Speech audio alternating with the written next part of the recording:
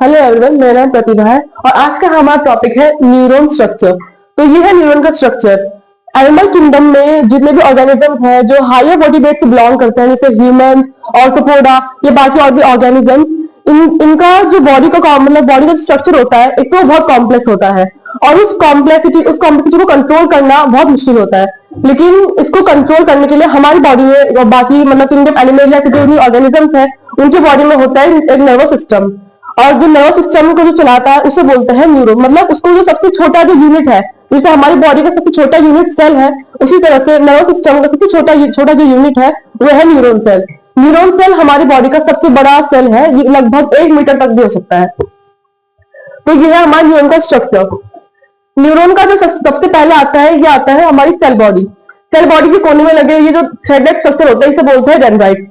Dendrite जो है मतलब मैसेज को आगे से ट्रांसफर करते हैं, मतलब आगे से लेते हैं, मतलब दूसरे न्यूरॉन से लेते हैं।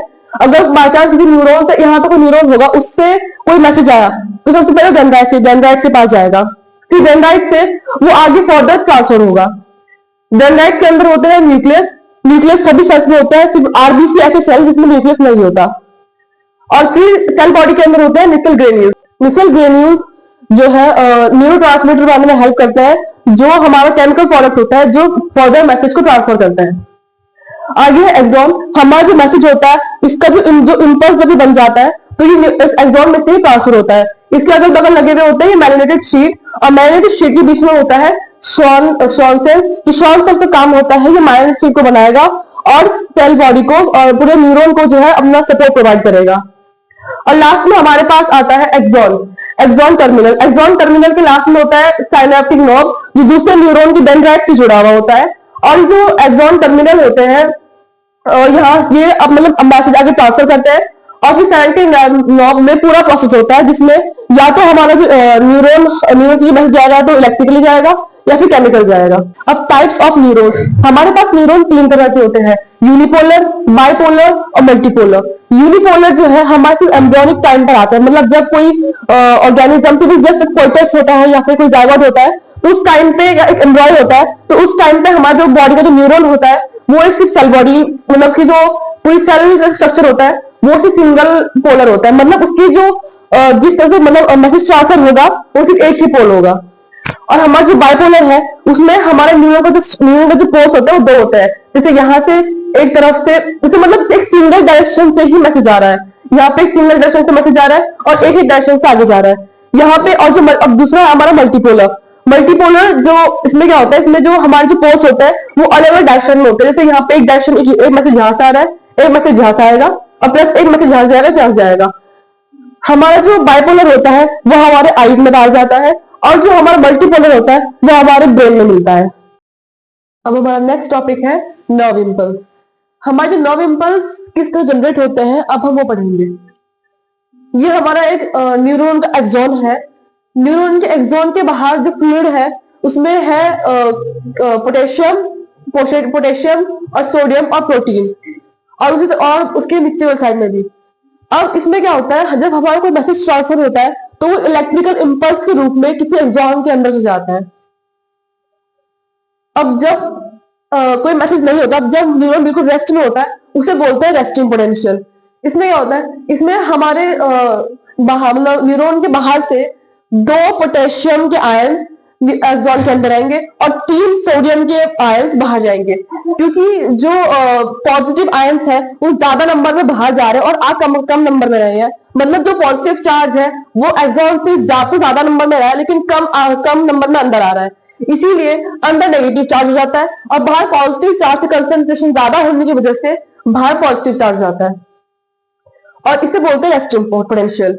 अब जब कोई मैसेज मतलब एक्सॉन से ट्रांसफर होने वाला होता है उसको बोलते हैं एक्शन पोटेंशियल। इसमें क्या होता है, जब मतलब कोई एक्सॉन रेस्टिंग पोटेंशियल में होता है तो उसकी जो, जैसे हम सब जानते हैं कि सेल के बाहर मेम्ब्रेन लगी हुई होती है, तो इसके बाहर की जो मेम्ब्रेन है वो जब रेस्टिंग में होती है तो पोटेशियम के लिए वो ज्यादा परमिएबल हो जाती है, और जब कोई मैसेज आने वाला होता है तब वो सोडियम के लिए ज्यादा परमिएबल हो जाती है। एक्शन पोटेंशियल में हमारा 2 पोटेशियम के आयन जो है वो बाहर आते हैं और 3 सोडियम के आयन एक्सॉन के अंदर आते हैं। इस वजह से एक अंदर पॉजिटिव चार्ज का कंसंट्रेशन ज्यादा हो जाता है और बाहर नेगेटिव चार्ज कंसंट्रेशन ज्यादा हो जाता है। अब ये हर जगह पे नहीं होता, जहां जहां पे मैसेज जैसे जैसे आगे ट्रांसफर होगा फिर उसी जगह पर ही हमारा पॉजिटिव चार्ज होगा। जैसे इस डायग्राम पे हमारा जो मैसेज है फिलहाल वो यहाँ पर है, इसीलिए हमारा जो पोटेंशियल है एक्शन पोटेंशियल वो यहीं पे बना, पॉजिटिव चार्ज से यहीं पे बना, और इसके आगे तो नेगेटिव चार्ज था। इस वजह से क्या होगा, जो पॉजिटिव है वो नेगेटिव की तरह अट्रैक्ट होगा और यहाँ पर एक पोटेंशियल डिफरेंस बनेगा, और यहाँ पे जो हमारा करंट फ्लो होगा, मतलब करंट एक तरह से फ्लो हो जाएगा। इस तरह से हमारा जो मैसेज है वो आगे ट्रांसफर होते रहता है। नेक्स्ट टॉपिक है वो है साइनैप्स। साइनैप्स हमारे एक्सॉन टर्मिनल के लास्ट का जो पॉइंट होता है उसे हम साइनैप्स बोलते हैं। एक्सॉन के बाद जो फर्दर जो मैसेज होता है वो फर्दर जो ट्रांसफर होता है वो होता है साइनैप्स के जरिए। अब हमारा साइनैप्स दो तरीके का होता है, मतलब दो तरीके से जुड़ा हुआ होता है। एक बार तो उसके बीच में साइनेप्टिक क्लेफ्ट आता है, मतलब बीच में खाली स्पेस होता है, जो फर्दर जो पुराना जो न्यूरॉन था जिसमें ऑलरेडी मैसेज था, फर्दर जो न्यूरॉन जिसमें मैसेज नहीं है उनके बीच में थोड़ा गैप होता है, और उसमें जो मैसेज ट्रांसफर होता है वो होता है केमिकली। दूसरा जो हमारा साइनैप्स होता है उसमें एक साइनैप्स दूसरे न्यूरॉन के डेंड्राइट से जुड़ा हुआ होता है, जिसमें इलेक्ट्रिकली हमारा जो मैसेज है वो आगे ट्रांसफर होता है। यहाँ पे हमारा जो मैसेज है केमिकल ट्रांसफर हो रहा है, ये हमारा एक्सॉन टर्मिनल है और ये हमारे दूसरे न्यूरॉन के डेंड्राइट्स है। हमारे दूसरे न्यूरॉन के जो डेंड्राइट्स है उसके ऊपर ये रिसेप्टर्स लगे हुए होते हैं। अब जैसे ही आगे फर्दर मतलब मैसेज बना तो अब वो बनेंगे हमारे साइनेप्टिकल वेसिकल्स के रूप में आएंगे। साइनेप्टिकल वेसिकल्स के अंदर हमारे होते हैं न्यूरोट्रांसमीटर्स। अब जैसे ही आगे के ट्रांसफर होते रहेंगे और फिर ये मतलब लास्ट के जो ये प्री साइनेप्टिक मेम्ब्रेन है यहाँ तक पहुंचेंगे। फिर हमारी जो साइनेप्टिक मेम्ब्रेन होती है वो भी दो तरह की होती है, एक होती है प्री साइनेप्टिक मेम्ब्रेन और एक होती है post synaptic membrane. Pre synaptic membrane वो मेम्ब्रेन होती है, साइनेप्स की मतलब साइनेप्स की वो मेम्ब्रेन होती है जो पहले वाले न्यूरॉन की होती है, और जो हमारा पोस्ट साइनेप्टिक मेम्ब्रेन होती है उसके बाद जो न्यूरॉन है उस मेम्ब्रेन को पोस्ट साइनेप्टिक मेम्ब्रेन बोलते हैं। अब जैसे यहाँ फर्दर मैसेज आगे ट्रांसफर हुआ तो अब वो पोस्ट साइनेप्टिक मेम्ब्रेन के पास आ जाएगा और वहां से न्यूरोट्रांसमीटर हमारे निकल जाएंगे। न्यूरोट्रांसमीटर जो है हमारे साइनेप्टिक फ्लक्स में घूमते रहेंगे और वो अपने अपने रिसेप्टर ढूंढेंगे कि कहाँ उसको पहुंचना है।